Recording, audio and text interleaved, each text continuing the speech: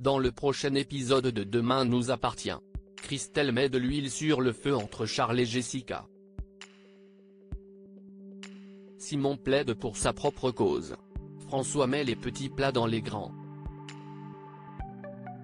Attention, les paragraphes qui suivent contiennent des spoilers sur l'épisode de Demain nous appartient diffusé lundi soir sur TF1. Si vous préférez ne rien savoir, ne lisez pas la suite. Lundi 22 avril dans Demain nous appartient. Charles est suspecté par la police vendredi, alors que Jessica et Charles venaient d'entreposer toutes les affaires du défilé dans une grange du domaine viticole. Celle-ci a pris feu. Jessica s'est ruée à l'intérieur pour sauver sa collection, rapidement suivie par Charles, venu lui prêter main forte. Dans l'action, Jessica s'est brûlé la main de manière superficielle. Lundi, Jessica et Charles se rendent au commissariat où ils sont reçus par Karim. Ce dernier soupçonne aisément le stalker, qui avait déjà menacé de mettre le feu aux vêtements de Jessica, d'être derrière cet incendie. Charles ne cache pas son inquiétude. Karim leur conseille de faire profil bas en attendant les résultats de la PTS. Il observe alors Charles en train de prendre un chewing-gum pour arrêter de fumer. Une fois seul, le capitaine demande à Sarah de sortir des scellés l'opercule trouvé la semaine dernière chez les Moreno. Au domaine, Aurore retrouve Damien qui lui confirme qu'il s'agit d'un incendie criminel. En effet, un bidon d'essence à moitié fondu a été retrouvé. Aurore pense que la personne qui s'en est prise à Jessica est forcément quelqu'un de son entourage. Commençant à avoir des soupçons sur Charles, Karim et Sarah se rendent à l'hôpital pour interroger Christelle à son sujet. Celle-ci le décrit comme plutôt charmant, très attentionné avec sa fille. Karim lui apprend toutefois que Charles est endetté depuis l'échec de son hôtel en Grèce. Christelle fait alors le lien avec la montre de son mari qui a disparu au moment où ils ont hébergé Charles quelques jours après l'affaire de la sextape. Autorisée par Karim à creuser cette piste, Sarah donne rendez-vous à Jessica au Spoon afin de l'interroger à son tour au sujet de Charles. Sarah souligne qu'ils ne se connaissent pas depuis longtemps, qu'il utilise des chewing-gums à la nicotine, que la caméra qui a filmé leurs ébats était dans sa chambre et enfin, que la montre de son père a disparu quand ils l'ont hébergé. Mais Jessica défend son petit ami en affirmant qu'il lui est d'un énorme soutien. De retour chez ses parents, Jessica leur met le sac de Charles sous le nez afin qu'ils le fouillent et qu'ils vérifient ensemble qu'il n'y ait pas de montre. En effet, il n'y en a pas. D'ailleurs, Sylvain avoue que c'est lui qui l'a revendu. En revanche, Jessica retrouve une boîte de chewing-gum à la nicotine dans les affaires de Charles. Mais elle ne s'y attarde pas et se rend au domaine viticole. Une fois Jessica partie, Sylvain avoue à Christelle qu'il a fait des placements financiers risqués et qu'ils ont perdu de l'argent. Ils vont désormais devoir faire attention à leurs dépenses. Sylvain s'engage également à retravailler.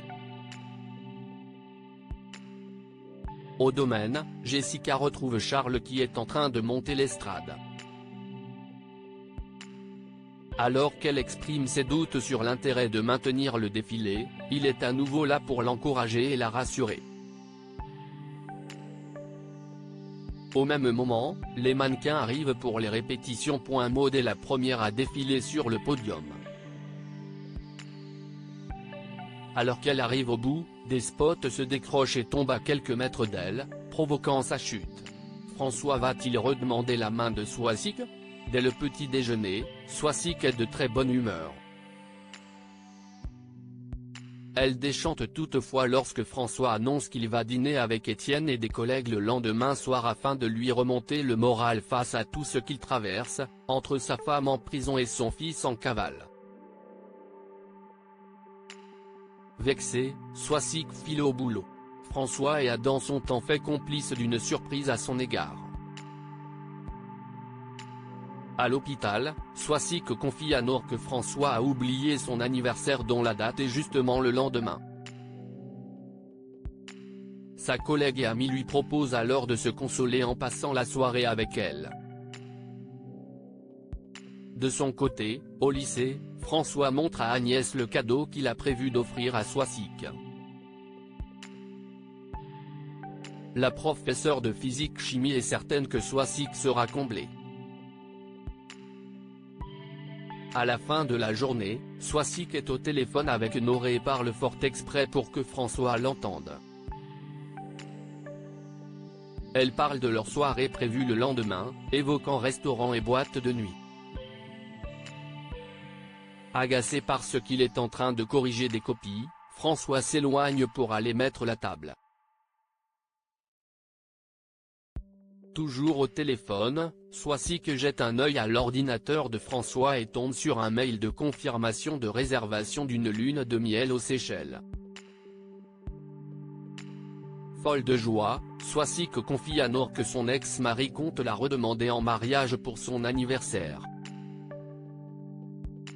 Simon sort de l'hôpital. Diego se rend au lycée en conduite accompagné avec sa mère. Sur place, il tombe sur Maud, qui en profite pour dissiper le malaise qui s'est installé entre eux depuis qu'il lui a mis un vent à la soirée, quand elle lui a déclaré ses sentiments. Un peu plus tard, Diego et Bastien discutent du DS de maths qu'ils viennent de passer. Diego pense avoir raté. Maud lui propose d'aller bosser ensemble au CDI. Diego décline gentiment, expliquant qu'il a plutôt envie de se défouler au gymnase. Bastien se rend compte que le dialogue est beaucoup plus fluide entre ses deux amis. Pendant ce temps, Aaron raccompagne Simon qui sort enfin de l'hôpital. Ce dernier en profite pour rendre son médaillon à son frère. À ce moment-là, Camille vient chercher Simon avec joie. Une fois à l'extérieur, ce dernier se rend aussitôt, seul, au cabinet, afin d'avoir une discussion franche avec Xavier et Raphaël. Il déclare aimer sincèrement Camille comme jamais il n'a aimé quelqu'un auparavant. Il leur demande de lui accorder le bénéfice du doute, en affirmant qu'il n'empêchera jamais Camille de s'épanouir. Son discours semble plutôt convaincant aux yeux de la jeune fille.